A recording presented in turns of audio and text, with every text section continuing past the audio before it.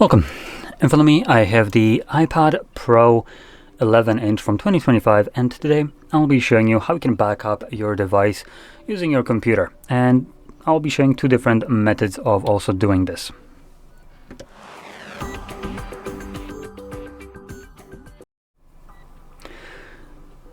Okay, so number one, I'll mention that you can do this on Mac or Windows, and there's just a slight difference. On Mac, all you need to do is just open up your Finder, and on Windows, we need to go through hoops to actually get this going. So join me on the adventure of discovering the most garbage programs that Apple can produce, or any trillion-dollar company can produce.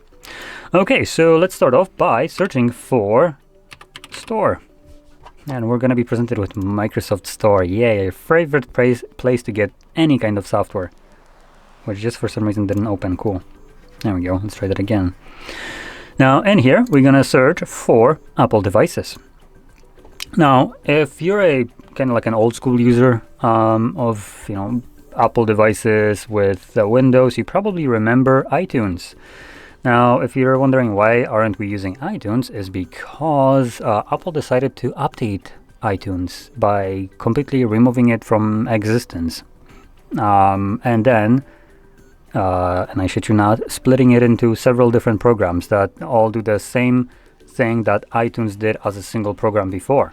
Great update. By the way, visually it doesn't really change much, so again, it doesn't seem like this program was outdated. I find it also very interesting that iTunes used to have a 2.4 star rating out of 5, while Apple devices has even lower one at 2.1.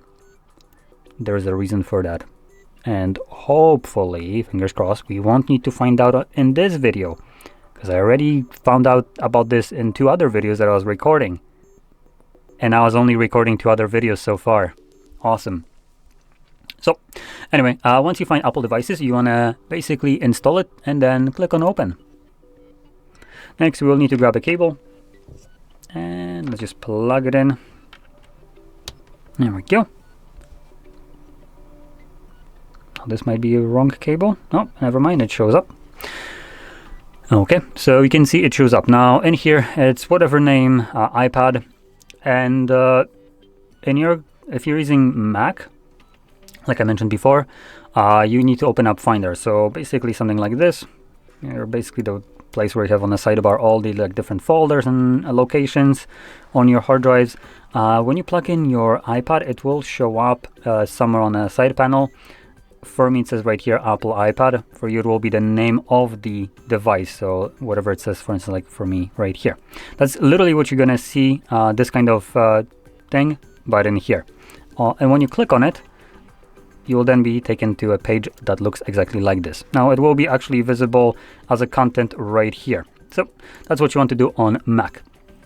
Once it's open and visible like so, to back up your device, you're just going to click right here, Backup Now. Now, this also happens when you plug in your device to your computer every, I think, day or whatever. It will try to create a backup, or maybe if it's detecting some kind of changes, but you can obviously do it manually.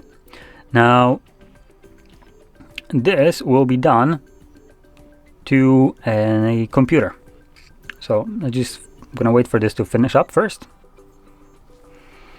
Like I mentioned, we have 2 different ways of backing up our device.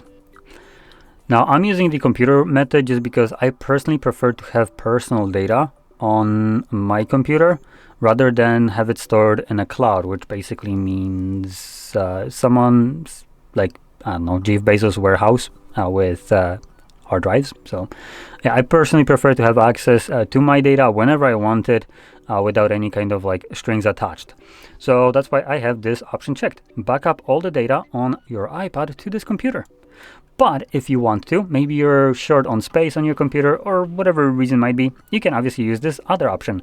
Back up your most important data on your iPad to iCloud. Now I love how it says your most important data. So it doesn't mean back up all your data, it just means most important. Now, what the hell is the most important one? I have actually no clue. So just be wary of that it might not actually create a backup of everything, just because, Apple doesn't give a shit about data that they can't really monetize, right? So it won't be backing up everything that is kind of useless to them. That's usually how it goes. So I expect that anything that can be used to train Apple Intelligence will probably be used to train Apple Intelligence. If it's useless for that, it just won't be backed up. That's just kind of how I perceive this, because, for instance, applications, anything like that, obviously won't be backed up. Additionally, if you remember, there used to be like jailbreaks for Apple devices. You could sideload applications. Now, the way backups for any kind of Apple device works is these applications that we have right here, even if they are not, I mean, these are all default ones, but assume you have installed applications. If you create a backup to your computer or any other way, the applications that you have installed are not actually being physically backed up. What it does is just takes the info that, yeah, you had such and such application installed, and when you're restoring your device, it will then give the device information that, hey, this application is part of a backup, go download it. So go effing get it.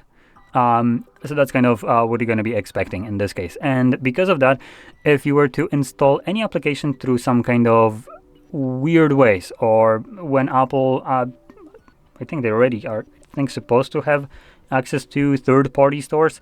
So I would expect that third-party stores will not be downloading applications that you might have on your device.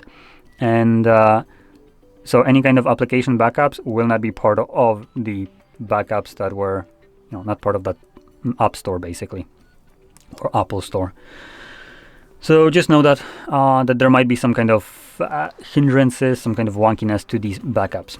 Now, when it comes down to also backing it up to the computer like I did, when you create them, you also have the option to encrypt your data. This is completely up to you if you want to do that or not. I personally don't, just because like I said, I do this to my computer, so it's stored locally. I don't really care to back it up or protect it in this way there.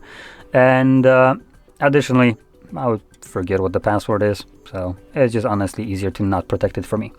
And additionally, when you create backups to your computer, you can manage them later on.